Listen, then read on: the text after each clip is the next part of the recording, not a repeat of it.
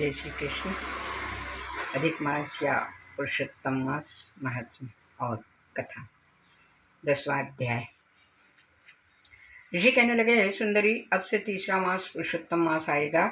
उसमें स्नान करने से मनुष्य दोषों से छूट जाता है। इसके तुल्य कार्तिक आदि कोई भी मास नहीं है। सब मास तथा पक्ष और जो भी पर्व है पुरुषोत्तम मास की 16वीं कला के बराबर भी नहीं है। 12,000 वर्ष गंगा में स्नान करने से जो फल मिलता है और सिंह के बृहस्पति में गोदावरी गंगा में स्नान करने से जो फल मिलता है, वही फल कहीं भी पुरुषोत्तम मास में एक बार स्नान करने से प्राप्त हो जाता है। यह श्री कृष्ण का प्रिय मास है।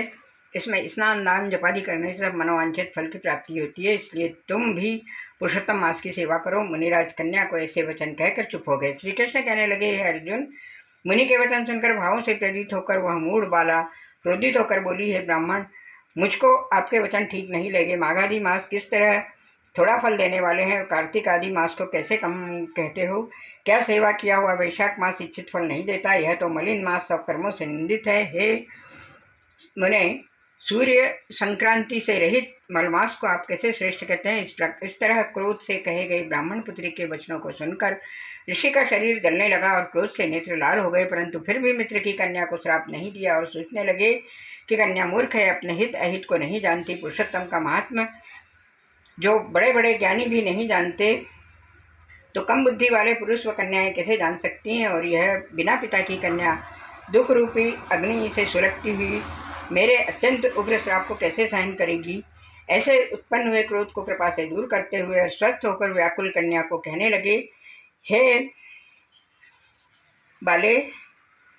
बाले, तू मेरे मित्र की कन्या, इसलिए तेरे पर मेरा कोई भी कोप नहीं है। जैसा तेरे निर्भाग्य मन में हो वैसा ही कर, और भी जो कुछ होने वाला है सो सुन। मैं कहता हूँ, तूने जो पुरुषोत्तम मास का अनादर किया है, इसका फल इस जन्म में या अगले जन्म में अवश्य होना है।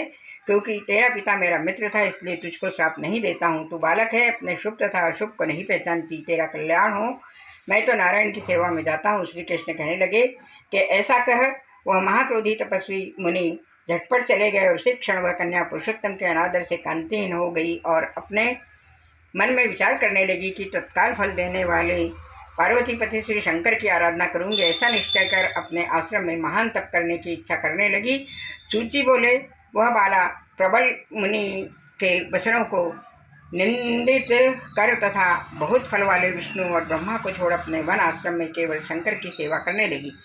इति श्री 10वां अध्याय समाप्त। जय श्री कृष्ण। राधे राधे।